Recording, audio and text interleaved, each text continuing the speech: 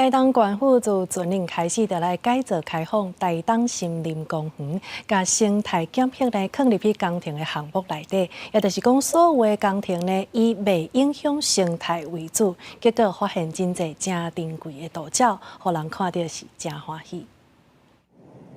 台东森林公园有280公顷，20年前对外开放旅游，延过一年840万人次来遮。不过过去动物的生态无遐多元。政府从112年开始做生态改造的工程，以莲花池附近来做改善，去做结合地形的观景平台，减少对鸟的干扰，也有流动水池啊，避免水质受到污染。施工的过程当中嘛，做生态检测，若发现有罕见的物种入来，就会停工。去年施工的时阵，就有9只乌面腊杯休伫莲花池。这个月还发现龙李白甲草路等等袂少珍贵的大鸟。很惊喜的监测到。冠屁蹄，然后白冠鸡跟紫鹭这些很珍贵的鸟类来到了莲花池。官府表示，那施工那监测生态，这款施工的流程会当降低生态干扰。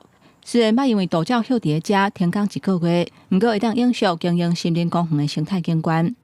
包括一些我们外来种的移除啊，施工工班的教育训练，以及施工中发现一些异常的通报。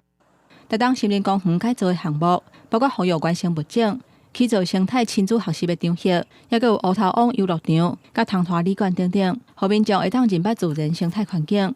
按说后个月就会完工。不过县府讲，即马已经有大鸟会来遮歇，未来会提升森林公园生态旅游的价值。